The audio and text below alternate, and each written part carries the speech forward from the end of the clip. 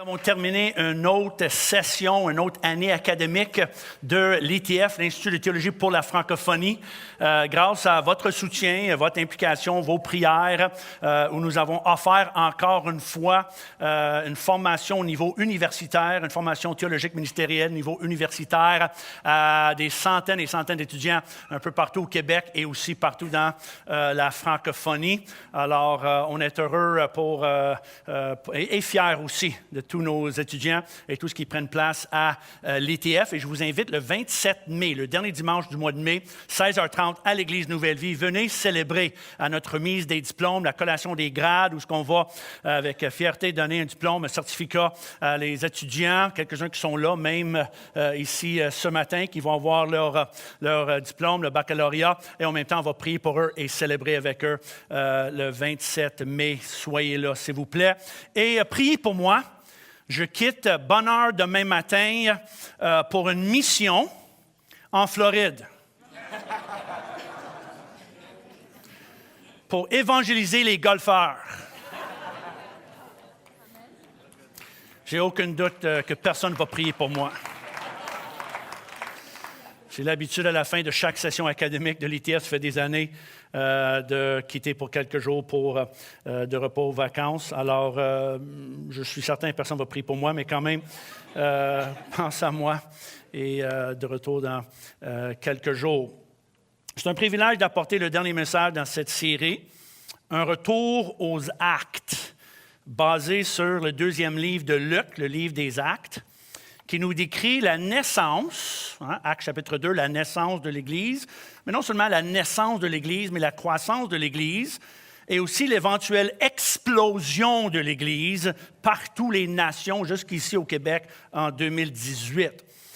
Et nous ne pouvons pas parler de Luc et ses deux livres, l'Évangile et le livre des Actes, sans parler du Saint-Esprit. Vous êtes d'accord avec moi?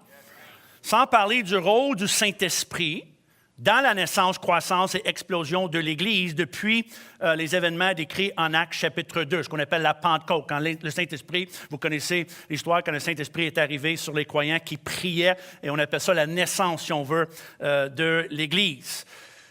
Et Luc est un des grands contributeurs à notre connaissance et compréhension du Saint-Esprit dans toute la Bible.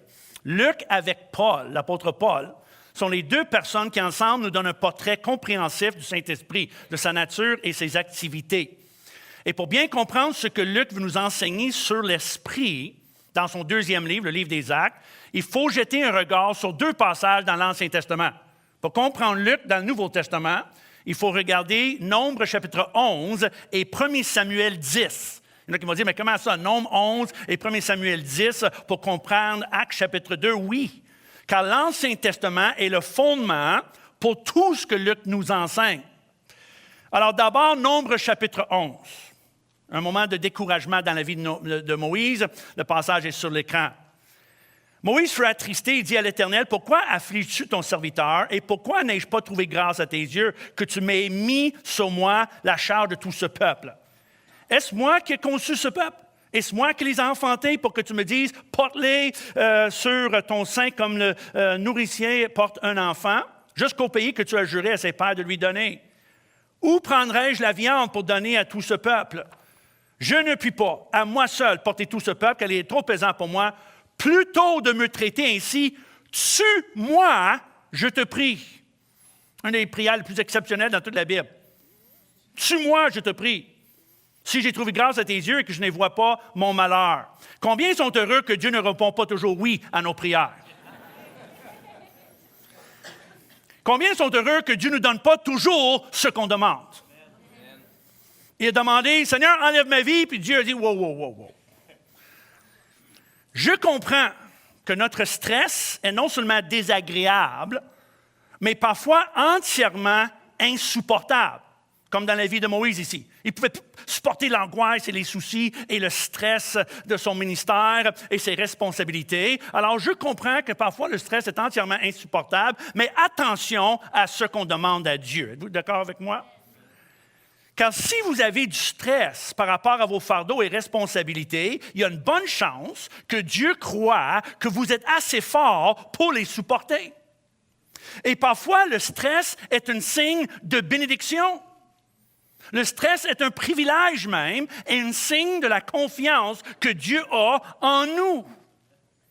Car au moins, nous avons quelque chose entre nos mains pour laquelle on est stressé. So, Dieu a donné à Moïse, remarquez, on revient à Acte 2 dans quelques instants. Mais remarquez, Dieu a donné à Moïse le privilège d'un leadership remarquable. Vous êtes d'accord avec moi? Le privilège de diriger la première Église, d'une façon de parler, l'Église dans le désert. Moïse avait un appel historique, un des plus importants dans l'histoire de l'humanité entière. Mais cette bénédiction, ce privilège a devenu avec le temps un fardeau pour Moïse et qu'il a commencé à voir comme une malédiction au lieu d'un privilège qui est une erreur de sa part. Il voyait toute la bénédiction là, puis là, il voyait, c'est trop pour moi et c'est une source de stress, enlève ma vie. Mais il faut comprendre, porter des fardeaux est le sort des adultes et il fait partie de notre appel en tant qu'hommes et femmes chrétiens. Je dirais même notre privilège. Ce que j'appelle le privilège des fardeaux et des défis ou le privilège du stress. Pas trop d'emmène, hein? Une minute là. C'est pour cela que je réponds souvent à des hommes qui se plaignent à moi de leur stress. A life without stress is for wimps. Ça, c'est ma réponse. Une vie sans stress, c'est pour les faibles. Et nous ne sommes pas les faibles, nous sommes les forts avec Dieu. On appelle ça la thérapie selon Pasteur Mark. C'est pour ça que ce n'est pas moi qui est responsable pour le département de counseling pastoral. A life without stress is for wimps. What are you complaining about? Je m'explique. Je dis ça avec un sourire, évidemment, et un peu en blague, et non pas sans compassion, mais je m'explique.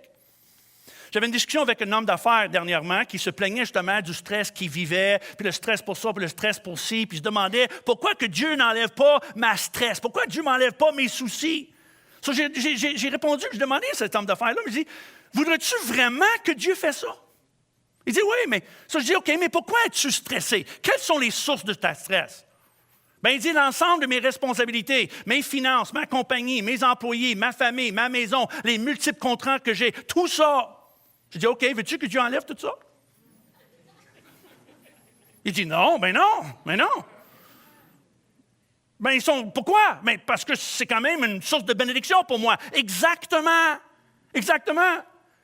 Que voulez-vous que Dieu fasse? Il nous donne des choses, il nous bénit avec des choses, et par la suite, on se plaint pour la responsabilité et le fardeau de porter ces choses. Est-ce que vous me suivez? Ça, je dis, correct, ça, c'est la source de stress, ça et ça. Alors, on va enlever Dieu d'enlever tout ça. Non, je ne veux pas qu'il enlève ça, juste les soucis de tout ça. C'est la même chose pour le ministère. J'entends des pasteurs, des fois, qui se plaignent de leurs églises, leur congrégation et les soucis du ministère. Mais ils ne veulent pas que Dieu enlève leur ministère. Alors, que vous voulez que Dieu fasse? Plusieurs pasteurs diraient, oui, mais qu'il me donne une autre église où les gens sont plus gentils, moins utiles et plus sanctifiés. Moi, je compare ça à un médecin qui veut changer d'hôpital pour un endroit où les gens sont moins malades. Alors, quand tu te réveilles demain matin, au lieu de te plaindre de tes soucis, dis « Merci Seigneur pour tout ce que j'ai entre mes mains, pour tout ce dont je suis responsable. Quel privilège et bénédiction de porter ces fardeaux et gérer ses responsabilités. Famille, compagnie, emploi, finances, maison, enfants, c'est une bénédiction et non une malédiction. » Est-ce que je peux entendre un amen à cela?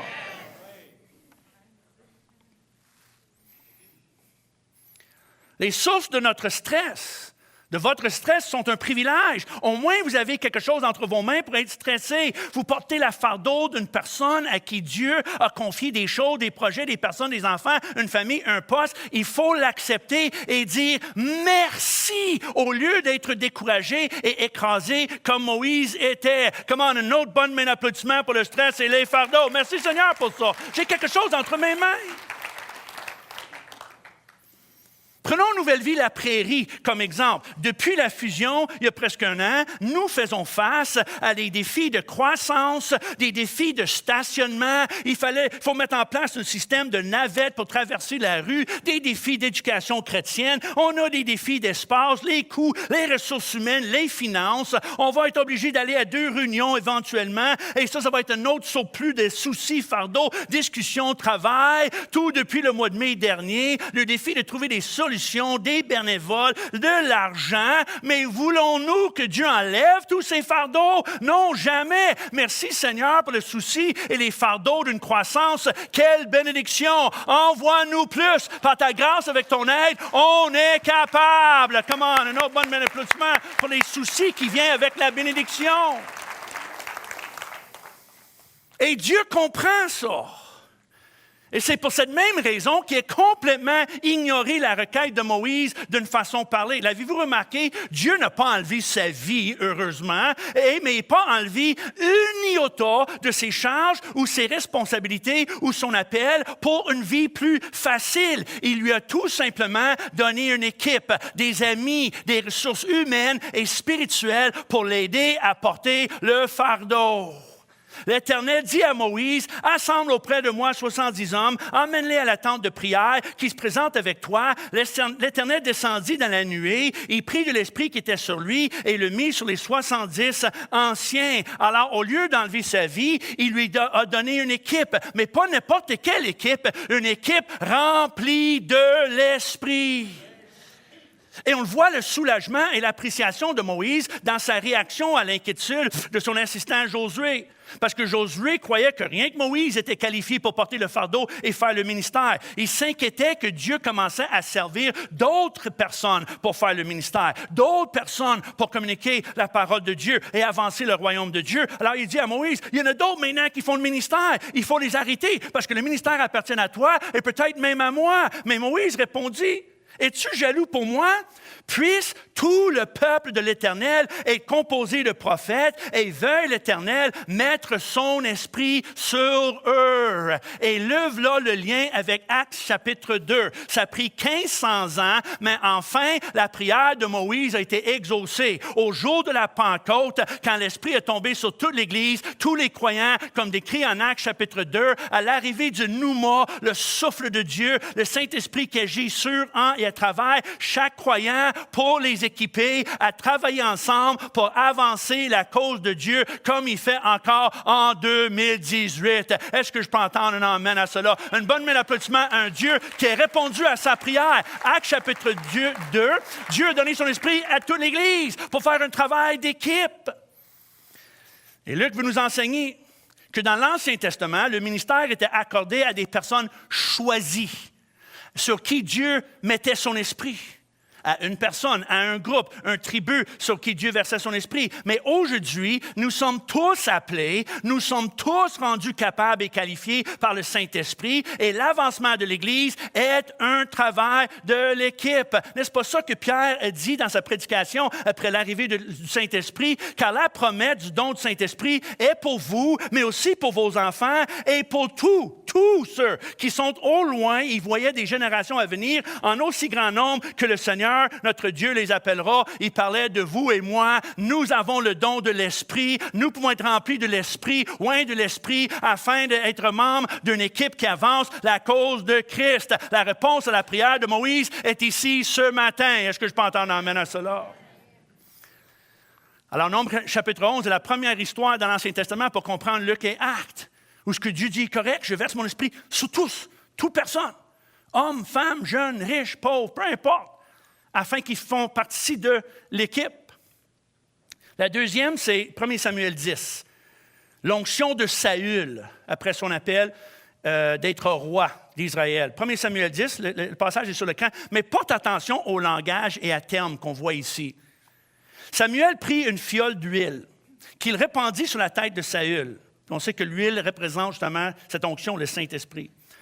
Puis ce baiser, il dit, « L'Éternel n'a-t-il pas oint pour que soit le chef de son héritage? » Aujourd'hui, après m'avoir quitté, l'Esprit de l'Éternel te saisira. Tu prophétiseras, encore le même langage que Moïse, hein? Un groupe de prophètes, une communauté de prophètes. Il dit, le Saint-Esprit va arriver, puis tu vas commencer à prophétiser. Et tu seras changé à un autre homme. Lorsque ces signes auront eu pour toi leur accomplissement, fais ce que tu trouveras à faire, car Dieu est avec toi. Dès que Saül eut tourné le dos pour se séparer de Samuel, Dieu lui donnait un autre cœur. Tous ces signes s'accompliraient le même jour. Lorsqu'ils arrivèrent à Gibée, voici un troupeau de prophètes, encore prophètes, prophétisent bien à sa rencontre. L'Esprit de Dieu le saisit et il prophétisa au milieu d'eux. Tous ceux qu'il avait connus auparavant virent qu'il prophétisait avec les prophètes et l'on disait l'un à l'autre dans le peuple, Saül est aussi parmi les prophètes. Samuel dit à tout le peuple, voyez-vous celui que l'Éternel a choisi?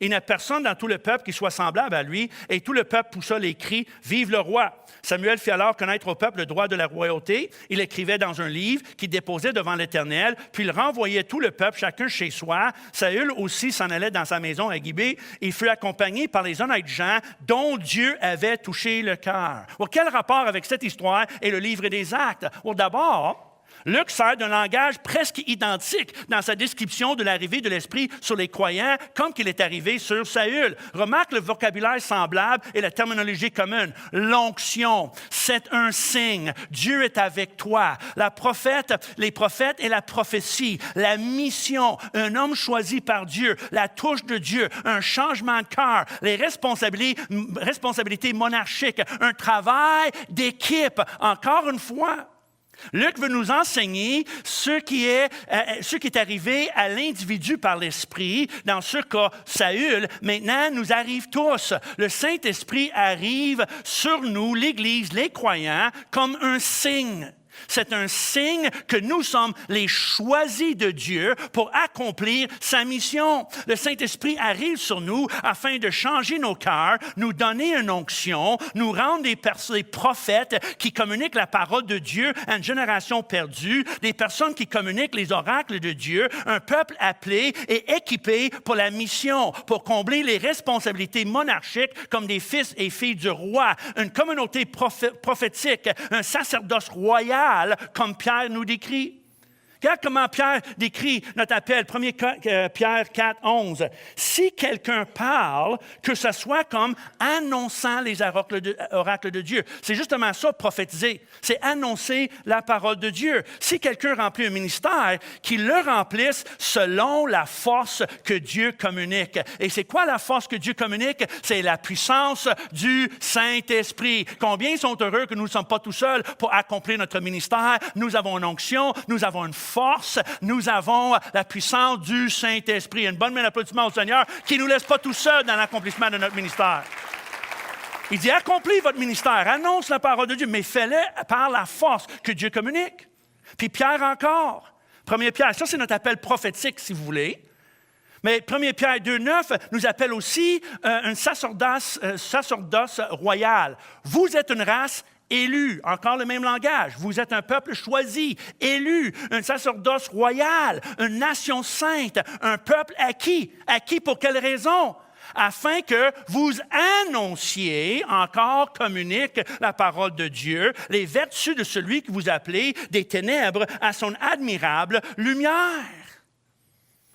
Samuel, ça nous dit, fit alors connaître au peuple le droit ou les responsabilités, les règlements de la royauté, et il l'écrivait dans un livre. Nous sommes appelés à être un sacerdoce royal, un peuple prophétique qui annonce la parole de Dieu et accomplit la mission de Dieu. Et comme Saül avait des règlements et des responsabilités écrits dans un livre, combien c'est que nous avons aussi des règlements et des responsabilités écrits dans un livre? Et vous savez de quel livre je parle? Je parle de la Bible, la parole de Dieu. C'est ici que nous trouvons nos règlements et responsabilités en tant qu'annonceurs de la bonne nouvelle, un sacerdoce royal, ici dans la parole de Dieu. Comme j'ai déjà dit, vous savez, si vous voulez connaître Dieu, c'est la Bible. Si vous voulez mieux connaître Dieu, c'est la Bible. Si vous voulez connaître la volonté de Dieu, c'est la Bible. Si vous voulez entendre la voix de Dieu, c'est la Bible. Parce que Dieu parle ici dans sa parole. Et la personne qui me dit, non, moi je veux entendre la voix de Dieu d'une façon audible, moi je dis, OK, pas de problème, lisez votre Bible à haute voix. Parce que Dieu parle ici. Dieu parle ici. Lisez votre Bible à haute voix et vous allez entendre la voix de Dieu d'une façon audible parce que Dieu parle par sa parole.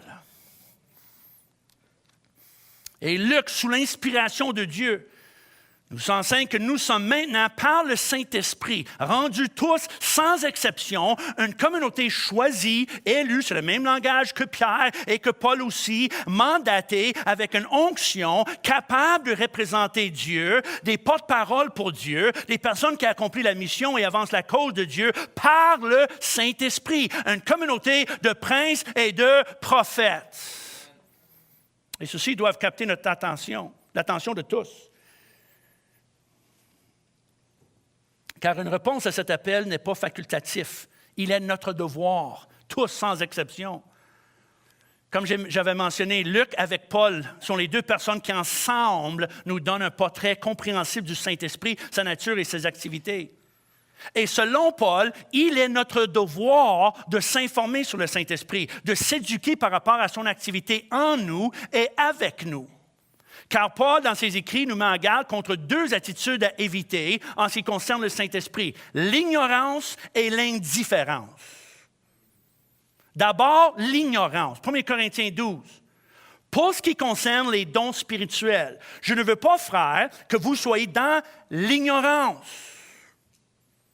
Don spirituel, c'est le mot grec « pneumatikos », qui veut dire littéralement les choses de l'Esprit. Pas seulement quelques dons de l'Esprit, mais l'ensemble du Saint-Esprit, l'ensemble de son activité, ses agissements. C'est traduit en anglais « the things of the Spirit », qui est bien, c'est encore mieux que juste les dons de l'Esprit, parce que c'est vraiment l'ensemble de tout ce que le Saint-Esprit fait. C'est un mot trouvé nulle part dans l'Ancien Testament, ce mot-là. Ni dans la version en hébreu, ni la version grecque. Nulle part dans les Évangiles, on trouve ce mot-là seulement après la Pentecôte, où pour la première fois dans l'histoire du monde, les dons spirituels sont accessibles à tous les croyants, à toute la communauté de Dieu. Et avec cette possibilité vient la responsabilité de s'informer sur le Saint-Esprit et par la suite découvrir la réception et manifestation des dons spirituels. Selon Paul, il est important que nous ne soyons pas ignorants ni mal informés au sujet de l'Esprit. Il est notre devoir de découvrir, connaître et comprendre le sujet. Et quand je dis sujet, je parle vraiment pas d'un sujet, justement, parce qu'il n'est pas un sujet, le Saint-Esprit, il est une personne. C'est la personne du Saint-Esprit. Il est Dieu. Comprenez quelque chose, le Saint-Esprit n'est pas une force, il n'est pas une énergie spirituelle, il n'est pas un oiseau, mais c'est une personne. Il est Dieu. Et pour cette raison, Paul fait tout de suite une comparaison entre le Dieu de la Bible et le Dieu le Dieu des chrétiens et les autres dieux. Toujours en 1 Corinthiens 12 ici, pour ce qui concerne les pneumatikon, l'activité spirituelle, je ne veux pas, frère, que vous soyez dans l'ignorance. Puis il dit tout de suite, vous savez que lorsque vous étiez païens, vous vous laissiez entraîner vers les idoles muettes. Alors, il fait tout de suite une comparaison entre Dieu et les multiples idoles muettes de la ville de Corinthe que les chrétiens de cette ville connaissaient très bien. C'était les dieux fabriqués dans l'imagination des hommes, comme les multiples faux dieux aujourd'hui, fabriqués dans l'imagination des hommes et dans leur cas, fabriqués aussi par la main des hommes. En leur disant, il ne faut pas que vous soyez ignorants de l'activité de l'Esprit de Dieu, car Dieu n'est pas un Dieu comme vous êtes habitués. Il n'est pas une idole. Il n'est pas muet comme une idole, ni sourd, ni aveugle, ni immobile, ni mort. Notre Dieu voit, entend, communique et agit. Notre Dieu est vivant. Bonne main d'applaudissement pour un Dieu qui est vivant. Notre Dieu voit, il entend, il communique, il agit. Il n'est pas mort, il est vivant. Il fait une comparaison entre les idoles et Dieu. Et pour cette raison, il dit, il faut que vous vous informez sur lui et vous éduquez sur lui, qu'est-ce qu'il dit et qu'est-ce qu'il fait. La deuxième mise en garde que l'apôtre Paul nous donne au sujet des dons spirituels est contre l'indifférence. L'ignorance et l'indifférence. Deux attitudes fatales pour une Église qui désire le pneuma, le souffle de Dieu, le vent surnaturel de l'Esprit de Dieu parmi eux, l'onction pour accomplir leur mission. Que Dieu nous met en garde contre l'ignorance et l'indifférence. Remarquez encore les paroles de Paul. Non seulement qu'il dit « Je ne veux pas que vous soyez ignorants », Mais remarquez qu'est-ce qu'il dit en 1 Corinthiens 12 encore. Aspirez aux dons les meilleurs. En Corinthiens 14 encore. Aspirez aux dons spirituels en abondance. 1 Corinthiens 14, 12. De même, puisque vous aspirez aux dons spirituels, cherchiez à en posséder abondamment. Une abondance. Il dit, cherche l'activité spirituelle. Cherche le mouvement de l'esprit dans votre vie. Cherche les dons spirituels. Aspirez, désirez, mais non pas juste quelques-uns. Il dit, en abondance. Donne-moi tout ce que tu as pour moi, Seigneur. Est-ce que c'est votre prière ici ce matin? Il fait appel à une sainte soif pour tout ce que l'Esprit a pour nous, pour tout ce qu'il peut faire avec nous, en nous et à travers de nous. Il ne donne aucune place ici à un fatalisme, le fatalisme chrétien. Quand les gens disent, si Dieu veut le faire, il va le faire. Si Dieu veut me donner, il va me le donner. Puis je prends juste ce que Dieu me donne, puis je laisse ça entre ses mains. Il nous met en garde contre un genre de fatalisme. Si Dieu veut, il dit, ne soyez pas fataliste par rapport à l'activité de l'Esprit dans votre vie et l'onction et les dons spirituels. Il dit plusieurs fois, recherchez, désirez, aspirez en abondance. Et s'il y a juste une chose que j'aimerais accomplir ce matin et pour laquelle je prie ce matin, s'il y a juste une chose de ce message que vous captez et que j'aimerais voir comme fruit du message, c'est que le Seigneur peut ranimer dans le cœur de tous et chacun de nous une soif, une faim, un désir, une aspiration pour encore plus du Saint-Esprit. Aspirer, chercher.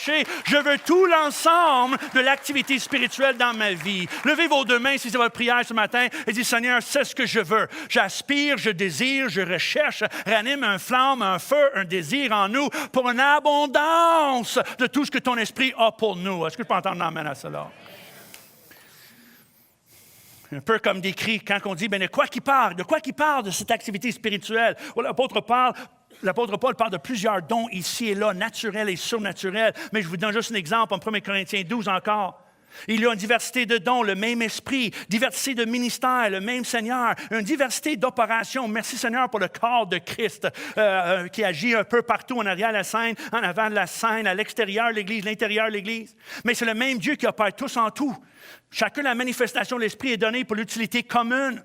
En effet, un est donné par l'Esprit une parole de sagesse, un autre une parole de connaissance, un autre c'est la foi, le don des guérisons, le don d'opérer miracles, la prophétie, le discernement des esprits, la diversité des langues, l'interprétation des langues. Un seul et même Esprit opère toutes ces choses, les distribuant à chacun en particulier comme il veut, aspirer aux dons les meilleurs. Et si quelqu'un me demande, mais Pasteur Marc, c'est quoi le meilleur don? C'est le don que vous avez besoin là. C'est le don pour le moment. Le don pour le besoin, le don pour la crise, pour la cause, pour la mission. Puis l'apôtre Paul, il dit, aspirez aux dons les meilleurs. Que Dieu nous sauve des chrétiens ignorants, sans aucun désir d'apprendre sur le Saint-Esprit, ainsi que des chrétiens ou une Église qui a perdu sa soif pour la plénitude du Saint-Esprit. Un retour aux actes doit être accompagné par un désir pour le Saint-Esprit, si évident et actif dans la première Église, comme Luc nous décrit et nous enseigne. Comme en Actes chapitre 2, où l'Église est née par l'arrivée puissante et remarquable du Saint-Esprit, accompagnée par des signes, le vent, le pneuma de Dieu, le souffle divin, le feu, le bruit, le parler en autre langue, la communication des merveilles de Dieu à au moins 15 langues différentes et étrangères. Ça, c'est typique de Dieu. Car la naissance de Jésus est arrivée accompagnée par des signes après signes. La naissance de son ministère est accompagnée par des signes. Le ciel ouvert, l'arrivée du Saint-Esprit et la voix du ciel. Et la naissance de l'Église avec des signes de divers genres. Mais après Actes chapitre 2, ce n'est pas fini l'histoire, vous connaissez. Par la suite, le Saint-Esprit arrive encore sur l'Église en Actes chapitre 4, et sur les Samaritains en Actes chapitre 8, et sur Paul en Actes chapitre 9, et sur la maison de Corneille en Actes chapitre 10, sur le poignet de main de croyants en Éphèse en Actes chapitre 19. Luc raconte que l'arrivée du Saint-Esprit, et le Saint-Esprit est arrivé sur des Juifs, il est arrivé sur des Samaritains, il est arrivé sur des Italiens non-Juifs dans la maison de Corneille, il est arrivé sur des foules, il est arrivé sur des individus, il est arrivé sur des groupes, il est arrivé à Jérusalem, en Césarée, en Éphèse, en Samarie. C'est comme si les pages des écrits de Luc crient vers nous, le Saint-Esprit pour tous. Et le Saint-Esprit arrive encore aujourd'hui, ici au Québec, la Prairie, en 2018. Comment une bonne applaudissement que les mêmes choses se produisent encore aujourd'hui. Il y a au moins deux choses importantes que Luc nous enseigne par ses histoires vécues. D'abord, la prière de Moïse a été répondue, le Saint-Esprit pour tous. Puis en deuxième, si les premiers croyants, les premiers disciples et les premiers chrétiens avaient besoin du Saint-Esprit, qui sommes-nous pour croire que nous n'avons pas besoin? Qui sommes-nous pour croire qu'on peut vivre dans l'ignorance ou l'indifférence? Si la puissance du Saint-Esprit était nécessaire pour les premiers disciples qui avaient témoigné la résurrection de Jésus en personne, ainsi que Paul, même Paul, où ce que Jésus, dans son appel, a dit « Reste tranquille, jeûne et prière, quelqu'un va venir prier pour toi. » Même Paul, après sa conversion dramatique sur le chemin vers Damas, qui sommes-nous pour penser que nous pouvons vivre sans lui? Est-ce que vous me suivez ce matin? Ça nous dit en Actes 2:12, ils étaient tous dans l'étonnement. Et ne sachant que penser, ils se disaient les uns aux autres, « Que veut dire ceci? » Que veut dire ceci? Pour résumer la réponse de Luc à la question « Que veut dire ceci? » dans une phrase. L'arrivée du Saint-Esprit avec puissance veut dire que nous sommes maintenant tous rendus prophètes, comme étaient Jean-Baptiste et Jésus, avec la mission première de gagner les âmes pour le royaume de Dieu. Nous sommes appelés tous à annoncer les oracles de Dieu, les vertus de Dieu, les merveilles de Dieu, comme en Actes chapitre 2. Est-ce que vous êtes d'accord avec moi? C'est selon Luc. Le rôle principal du Saint-Esprit n'est pas pour nous transformer à l'intérieur seulement, ni juste pour nous rendre plus saints, plus sanctifiés, plus patients ou plus polis. Mais le Saint-Esprit est là pour nous rendre plus puissants pour accomplir notre mission, dont la priorité est de gagner des âmes, de sauver des vies si vous préférez, car de gagner une âme et de sauver une vie pour l'éternité. Le Saint-Esprit est arrivé du ciel sur les croyants il y a 2000 ans, pour la même raison qu'il arrive chez nous aujourd'hui. Et ce n'est pas que nous soyons plus bénis ou pour que nous ressentons des frissons ou des bonnes émotions ou des vagues de gloire ou une chaleur dans notre fort intérieur, mais afin que nous avançons le royaume de Dieu et la cause de Christ par l'évangélisation proactive. C'était vrai pour eux et c'est encore vrai pour nous en 2018. Est-ce que je peux entendre un amen à cela? Je crois que la déclaration la plus horrible et épeurante que j'ai jamais entendue sortir de la bouche d'un prédicateur québécois est « Ce n'est pas la saison pour gagner des âmes, ni pour le salut, car en ce moment, le désir de Dieu le Père est de tout simplement faire du bien à ses enfants. » Dr. Luc a retombé en bas de sa chaise. Il aurait dit, mais quel gaspillage de la puissance et l'onction que nous avons et quelle horreur pour les milliers qui n'entendront pas le message de l'Évangile par notre égoïsme enfantin. Comprenez, je vous supplie, il est toujours le moment pour le salut. Aujourd'hui est le jour du salut. Est-ce que vous êtes d'accord avec ça? Si vous êtes d'accord, donnez une bonne main d'applaudissement au Seigneur pour dire, oui Seigneur, c'est le jour du salut. C'est toujours le jour du salut. Et fois après fois, dans son livre sur les actes, Luc nous démontre que l'arrivée du Saint-Esprit signifie la puissance, la capacité, l'énergie, la motivation pour la mission d'avancer le royaume de Dieu par l'évangélisation des foules ou des individus.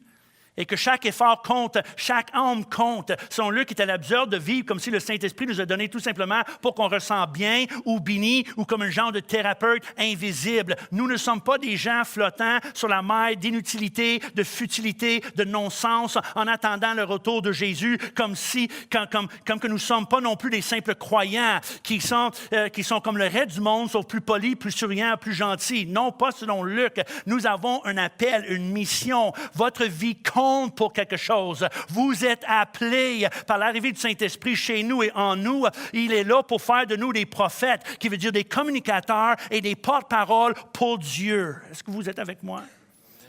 Comme si bien décrit par Paul. Remarquez ce que Paul dit, 1 Corinthiens 5, 20. Nous faisons donc les fonctions d'ambassadeurs pour Christ. C'est comme si Dieu communiquait par nous. Nous vous en supplions au nom de Christ. Soyez réconciliés avec Dieu. Encore, notre mission, notre identité est clairement indiquée. Nous sommes des communicateurs pour Dieu qui invitent le monde à se réconcilier avec lui. Peut-être que vous êtes surpris d'apprendre que vous n'êtes pas seulement un chrétien, vous êtes un prophète. Vous êtes une prophétesse. Et c'est vrai, car le Saint-Esprit nous a donné pour nous rendre capables d'être ceux que nous sommes appelés à devenir, des communicateurs pour et avec Dieu. Et c'est pour cela que parmi les dons que Paul énumère en 1 Corinthiens 12 et 14, il priorise et favorise la prophétie. 1 Corinthiens 14, je vous donne un exemple. Aspirez aux dons spirituels, mais surtout à celui de prophétie. Je désire que vous parlez tous en langue, mais encore plus que vous prophétisez. Celui qui prophétise est plus grand que celui qui parle en langue. So, Paul était conscient de la communauté prophétique. La communauté prophétique, selon Paul et Luc, qui fait attention à nous enseigner que prophète était l'identité première de Jean-Baptiste, premier de Jésus-Christ, et l'identité première des croyants après l'arrivée du Saint-Esprit. Et moi, je crois que c'était vrai pour eux et aussi vrai pour vous et moi. L'identité des premiers croyants, l'identité des croyants en 2018 est la même. Luc est clair dans son explication de ce qui signifie l'arrivée du Saint-Esprit sur la vie d'un croyant. C'est pour nous rendre d'abord des communicateurs pour Dieu, capables de continuer le ministère de Jésus, qui était un ministère prioritairement prophétique. Mais malheureusement, puis je sais qu'il y en a un peu de confusion même ici ce matin. Wow, prophète, prophétique. Nous sommes appelés des prophètes, des prophétesses, surtout que vous prophétisez. Je comprends ça parce que malheureusement, aujourd'hui, il y a beaucoup de confusion et de pensées erronées au sujet des prophètes et des ministères prophétiques. Et une des grandes raisons pour cela est parce que nous avons l'impression qu'un prophète est un peu mystérieux, un peu weird même, qui a un peu un visage sérieux et des yeux grands ouverts, cherchant quelqu'un sur qui il peut prononcer des paroles prophétiques. Je comprends ça. C'est pour cela que quand moi je suis assis dans un avion et la personne à côté de moi me demande ce que je fais dans la vie, si je veux parler, je réponds un professeur de théologie. Si je veux dormir, je réponds un prophète pentecôtiste. Là, il me laisse tranquille.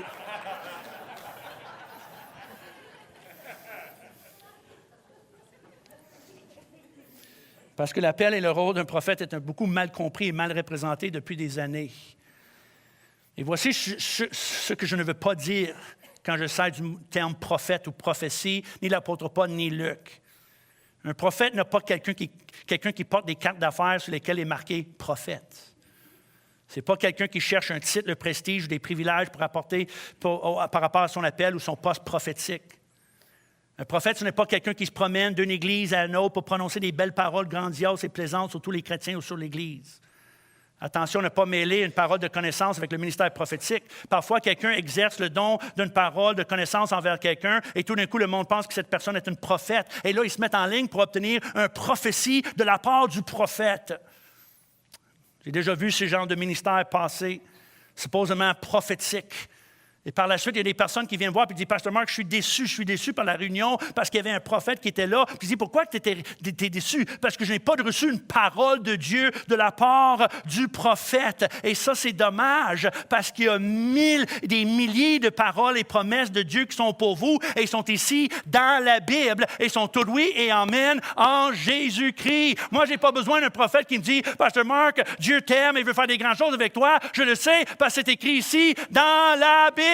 Oui et amen en Jésus-Christ.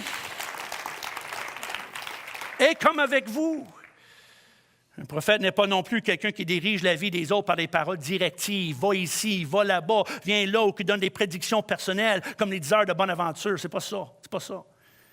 Prophète ou prophétesse, ce n'est pas quelqu'un qui organise des déjeuners prophétiques afin de diffuser l'appel des prophètes sur tous ceux qui ont payé le prix d'entrée. Prophète, ce n'est pas quelqu'un qui a assisté à un déjeuner prophétique. Il sort avec un certificat prophète ou prophétesse pour assister 2 heures d'enseignement. Ce n'est pas quelqu'un qui jette le titre prophète sur la tête des autres d'une façon arbitraire et sporadique dans une conférence pour prophète. Dieu m'a dit que maintenant tu es un prophète. Et l'autre répond, non, Dieu m'a dit que toi tu es un prophète. Alors tous les deux sont prophètes parce que quelqu'un a juste prononcé ça sur leur vie. Ce n'est pas quelqu'un qui crie à haute voix dans un rassemblement. Cette personne peut-être peut exercer le don de la prophétie, mais il ne rend pas un prophète distinct des autres, quelqu'un qui a juste une parole pour la congrégation ici et là. Ce n'est pas quelqu'un qui passe son temps à prononcer la date de la fin du monde. Le prophète, ce n'est pas quelqu'un qui prétend être connecté avec Dieu comme un peu sur Skype ou comme il porte des écouteurs divins qui dit « Une minute, Dieu me dit que oui, donne-moi 1 000 $ et vous allez devenir riche. » S'il vous plaît, ne limitez pas le ministère prophétique à ces quelques caricatures populaires et typiques. Et c'est triste et c'est dommage quand on pense que Luc ou Paul parlaient de ça, quand on dit le ministère prophète ou prophétique. Car un vrai prophète est tout simplement quelqu'un comme vous et comme moi, quelqu'un en qui demeure l'Esprit de Dieu et qui se sort de sa langue et ses cordes vocales pour communiquer ce qu'il a reçu de Dieu. C'est quelqu'un qui est un outil entre les mains de Dieu pour communiquer la parole de Dieu, l'amour de Dieu, la puissance de Dieu, la consolation de Dieu, l'édification de Dieu, l'encouragement de Dieu à quelqu'un qui est en besoin. Un prophète, c'est vous et moi, nous, l'Église, la communauté des gens qui communiquent les merveilles de Dieu aux individus et aux nations par la puissance du Saint-Esprit. Est-ce que je peux entendre un amen à cela? Il y a une chose de plus. Ce n'est pas nécessaire de se nommer prophète pour être prophète. D'être un chrétien soufi, un croyant, quelqu'un qui aime Jésus et le suit. Personnellement, je communique la parole de Dieu parfois à des foules, parfois à des individus. Mais je me présente, quand je me présente, je me présente comme Marc ou Pasteur Marc peut-être, mais jamais le prophète Marc. Ce n'est pas nécessaire. Alors la prochaine fois que quelqu'un se présente à vous comme prophète, réponds tout simplement, « Ah oui, moi aussi. » Et si la personne demande, « Ah oui, selon qui? » Réponds, « Bien, selon Luc, le livre des Actes et le Saint-Esprit. Et vous? » Nous sommes tous prophètes. Et ce n'est pas nécessaire non plus d'être dans la zone pour être prophète.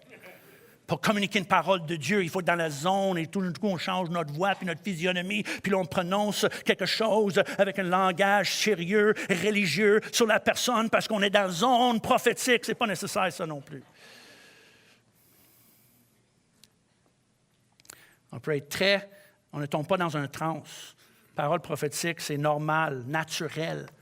Nous pouvons très bien communiquer la parole en prenant un café avec quelqu'un, en donnant une parole d'encouragement à quelqu'un le matin, un bon conseil, un courriel qui les édifie, un texte qui les élève ou les inspire, un peu comme Luc décrit, Jude et Silas, acte 15. Jude et Silas, qui étaient eux-mêmes prophètes, les exhortaient, les fortifiaient par plusieurs discours. Alors, voulez-vous savoir c'est quoi un prophète? C'est de donner la bonne parole à la bonne personne au bon moment, inspiré par le Saint-Esprit, point, comme décrit par Isaïe. Le Seigneur, l'Éternel, m'a donné une langue exercée pour que je sache soutenir par la parole celui qui est abattu. Il éveille chaque matin, il éveille mon oreille pour que j'écoute comme écoute des disciples. Combien sont d'accord avec moi que ça, c'est une bonne prière à chaque matin? Seigneur, donne-moi une langue exercée afin que je sache soutenir par la parole la personne qui est abattue. Est-ce que c'est votre prière? Levez vos deux mains si c'est votre prière. Dis, Seigneur, c'est ce que je prie à tous les matins. Donne-moi, Seigneur, une langue exercée, une oreille pour entendre ta parole et aide-moi à bénir les autres. Puis une autre chose qu'on apprend de Luc, dans son évangile et dans son livre Les Actes, je termine dans quelques instants, et que le Saint-Esprit nous aide à communiquer non seulement par la parole déclarée et prêchée. Est-ce que, Pasteur Marc, tu parles juste de communiquer la parole, prêcher ou enseigner? Non, pas du tout. Luc est très, très clair. Le Saint-Esprit nous aide à communiquer non seulement par la parole déclarée et prêchée, mais aussi par la parole chantée, écrite, enseigner, prier, prononcer. À chaque fois, quand ça dit, là, mais qu'est-ce que Saül faisait quand ça dit qu'il était saisi par le Saint-Esprit puis il prophétisait? Ça veut dire qu'il communiquait quelque chose. Un peu comme Acte 2, les merveilles de Dieu, soit dans un chant, dans une bénédiction, dans une louange, dans une prière. Et lisez, la prochaine fois que vous lisez Luc et Actes, vous allez remarquer qu'à chaque fois que le Saint-Esprit agit, quelqu'un communique quelque chose. Mais ce n'est pas toujours la même chose.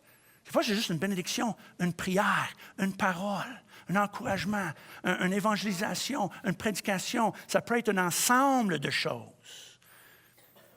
Chaque fois que le Saint-Esprit arrive, quelqu'un ouvre sa bouche pour offrir une prière, louange, action de grâce. Dans un langue connu ou inconnu. Quelqu'un d'autre glorifie Dieu, un autre témoin gagne un homme. Par l'évangélisation personnelle, un prêche, un autre enseigne. Le 4, le Saint-Esprit arrive sur Jésus, il enseigne. Acte 2, le Saint-Esprit arrive sur Pierre, il prêche. La communication vaste et variée, inspirée par le Saint-Esprit, qui communique non pas d'une façon mystérieuse, mystique et épeurante, mais en paroles naturelles, en action quotidienne normale pour communiquer l'existence de Dieu, la gloire de l'Évangile, l'amour de Jésus. Alors, qu'est-ce qu'un prophète a de l'air? Qu'est-ce qu'il a de l'air, un prophète? Il a de l'air de Jésus, notre modèle suprême. Les prophètes et tous les prophètes, dont nous continuons son ministère par l'aide du Saint-Esprit. Et comme l'Esprit était sur Moïse et transféré sur 70 assistants en Nombre chapitre 11, comme le Saint-Esprit a été sur Saül, le Saint-Esprit était sur Jésus. Maintenant, son Esprit est transféré à nous, l'Église. L'Esprit qui était sur Moïse était transféré sur ses assistants. L'Esprit qui était sur Jésus est transféré sur nous en Actes chapitre 2 pour que nous continuions son ministère, un ministère de communiquer la gloire de Dieu aux nations et aux gens autour de nous, qui est justement l'essence du ministère d'un prophète. Non pas un prophète de malheur, mais un prophète de grâce, comme était Jésus. Combien reçoit leur mission et leur appel et leur mandat des prophètes et prophétesses pour Dieu ici ce matin? Est-ce que je peux voir les deux mains levées? Est-ce qu'on peut se lever tous ensemble? J'invite les musiciens en avant. Je vous invite debout tout le monde. Une communauté de prophètes. Qu'est-ce qu'il a dit en Acte 2 après l'arrivée du Saint-Esprit? Il dit, c'est ce qui était dit par le prophète Joël. Il dit, dans les derniers jours, je vais répandre mon esprit sur toute chair. Il dit, c'est l'accomplissement maintenant sur toute chair. Vos fils, vos filles, serviteurs et servantes, je répandrai mon esprit, ils prophétiseront. Ça, c'est une sainte communication donnée à tous, sans exception. Et moi, je réclame un retour aux actes, un retour à des personnes qui savent qu'on est appelé à quelque chose. On est appelé à représenter Dieu. Des personnes élues, choisies, une sacerdoce royale, des personnes qui communiquent les oracles de Dieu, qui accomplissent leur ministère par une force surnaturelle, des personnes qui ont accès à toute l'activité de l'Esprit et l'onction et les dons énumérés en 1 Corinthiens 12 et partout dans le Nouveau Testament. Il y a plus que 25 dons naturels, surnaturels, et c'est à nous. Et l'apôtre Paul est clair, il ne faut pas être ignorant de cela, il faut savoir c'est quoi la terminologie, qu'est-ce qu'il voulait dire par ça, pourquoi il favorise un peu prophétie. Il dit tous les dons sont bons, mais surtout celui qui communique l'édification, consolation, la parole de Dieu. Et c'est ce que je réclame pour tous et chacun de nous. Sandra, Richard ne savait pas qu'est-ce que j'étais pour prêcher ce matin, mais je trouve le 3e chant qu'on a chanté est absolument parfait, qui est une invitation, une prière. Saint-Esprit descend, Saint-Esprit arrive. Et savez-vous quoi? Le Saint-Esprit est un gentleman. Le Saint-Esprit ne s'impose pas. Le Saint-Esprit ne vient pas juste par imposition, obligation, il ne s'efforce pas, il vient par invitation. L'invitation. Satan était décrit comme le voleur. Un voleur arrive sans invitation. Personne n'invite le voleur chez lui, mais il vient quand même.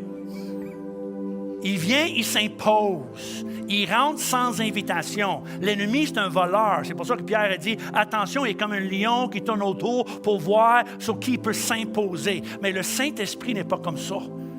Le Saint-Esprit arrive par invitation. Il est là pour les personnes qui aspirent, qui désirent, qui recherchent en abondance, qui sont ouverts, qui l'invitent à dire, c'est entière confiance en toi, remplis-moi de tous tes dons de puissance, donne-moi, Seigneur, une langue exercée, sers-toi de moi à tous les jours, Seigneur, juste pour connecter, consoler, aider, être un témoin, donner mon témoignage. Seigneur, je suis ouvert à tout ce que tu veux faire avec moi, en moi et à travers de moi. J'aspire, j'aspire, j'aspire.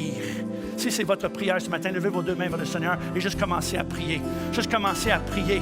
Juste commencez à inviter, même avant qu'on chante le chant, qui est une invitation, qui est notre prière. Dis, Seigneur, j'aspire à tout ce que tu as pour moi. J'aspire au meilleur don. J'aspire en abondance, comme l'apôtre Paul a dit. J'aspire, Seigneur, pour une onction, Seigneur. J'aspire, Seigneur, pour avoir des signes dans ma vie, Seigneur. J'aspire, Seigneur, que tu te sers de moi.